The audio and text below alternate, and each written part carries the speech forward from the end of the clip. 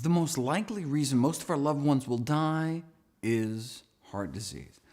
It's still up to each of us to make our own decisions as to what to eat and how to live, but we should make these choices consciously, educating ourselves about the predictable consequences of our actions.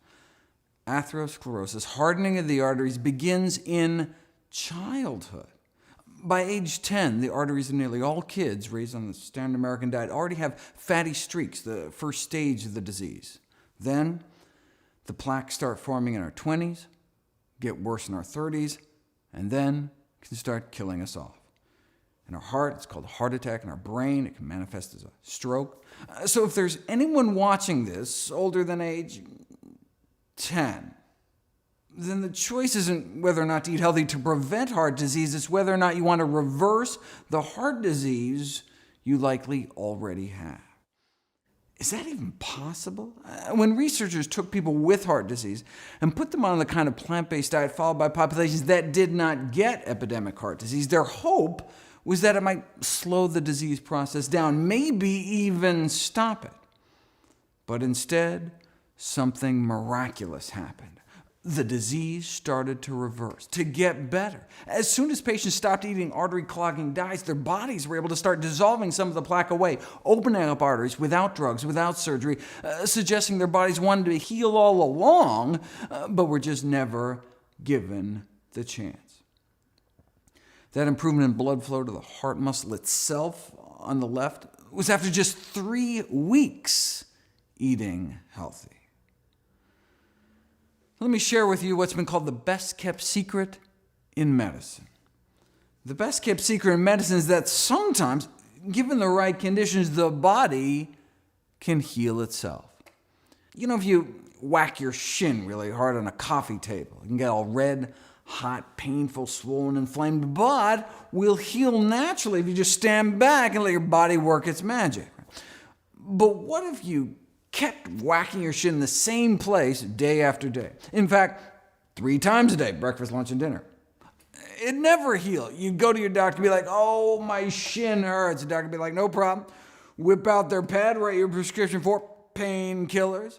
You're still whacking your shin 3 times a day. Oh, it still really hurts like heck, but oh, it feels so much better with those pain pills on board. Thank heavens for modern medicine. It's like when people take nitroglycerin for crushing chest pain. Tremendous relief, but you're not doing anything to treat the underlying cause. Our body wants to come back to health if we let it, but if we keep re-damaging ourselves 3 times a day, we may never heal. One of the most amazing things I learned in all my medical training was that within about 15 years of stopping smoking, your lung cancer risk approaches that of a lifelong non-smoker. Isn't that amazing? Like your lungs can clear out all that tar, and eventually it's almost as if you never started smoking at all. And every morning of our smoking life, that healing process started until wham, our first cigarette of the day, re-injuring our lungs with every puff, just like we can re-injure our arteries with every bite, when all we had to do all along, the miracle cure, is just stand back, get out of the way, stop re-damaging ourselves, and let our body's natural healing processes bring us back towards health. The human body is a self-healing machine. Sure, you could choose moderation, hit yourself with a smaller hammer, but why beat yourself up at all? I don't tell my smoking patients to cut down to half pack a day. I tell them to quit. Sure, half pack is better than 2 packs a day, but we should try to only put healthy things in our mouths.